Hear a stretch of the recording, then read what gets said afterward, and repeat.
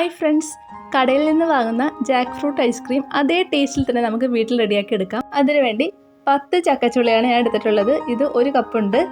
ഇനി വേണ്ടത് ഒരു പാക്കറ്റ് പാൽപ്പൊടിയാണ്. ഒരു 10 രൂപയുടെ ചെറിയ പാക്കറ്റാണ് ഞാൻ എടുത്തിട്ടുള്ളത്. ഈ ചക്കപ്പഴവും പാൽപ്പൊടിയും കൂടി നമുക്ക് നന്നായി ഒന്ന് അരച്ചെടുക്കണം.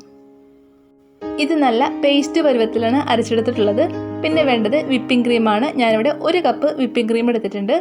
ഇതൊന്ന് നന്നായി ഒന്ന് ബീറ്റ് ചെയ്യണം. ഇനി ഇതിലേക്ക് 1 ടീസ്പൂൺ വാനില എസൻസും കൂടി ചേർത്ത് കൊടുക്കാം. അതിനുശേഷം നമുക്കിത് നന്നായി ഒന്ന് ബീറ്റ് ചെയ്തെടുക്കാം. നല്ലൊരു ക്രീം പരുവത്തിലാവുന്ന വരെ നമുക്കിത് ബീറ്റ് ചെയ്തെടുക്കണം.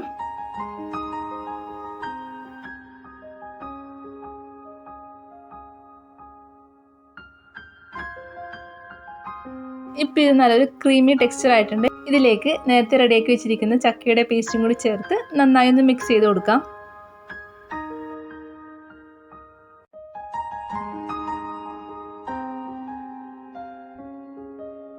ഇതിപ്പോൾ നന്നായി മിക്സ് ആയിട്ടുണ്ട്. ഇനി ഇതിലേക്ക് ഒരു 1/4 കപ്പ് ചെറുതായി അരിഞ്ഞ ചക്കയും കൂടി ചേർത്ത് സോഫ്റ്റ് ആയിട്ട് ഒന്ന് മിക്സ് ചെയ്ത് കൊടുക്കാം.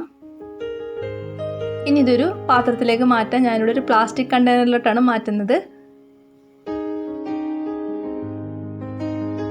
ലാസ്റ്റായിട്ട് ഇതിൻ്റെ മുകളിലായിട്ട് കുറച്ച് ചക്ക അരിഞ്ഞതും കൂടി ഇട്ട് നമുക്കിതൊന്ന് ഗാർണിഷ് ചെയ്തെടുക്കണം.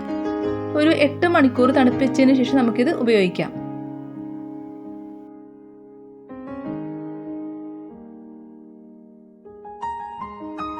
ജാക്ക് ഫ്രൂട്ട് ഐസ്ക്രീം ഇവിടെ റെഡി ആയിട്ടുണ്ട്.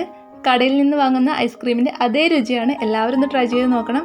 വീഡിയോ ഇഷ്ടമായെങ്കിൽ ഷെയർ ചെയ്യാനും ലൈക്ക് ചെയ്യാനും ഉഷസ് ഫുഡ് വേൾഡ് സബ്സ്ക്രൈബ് ചെയ്യാനും ആരും മറക്കരുത്. Okay friends, thank you. അടുത്ത വീഡിയോയിൽ കാണാം. Have A nice day.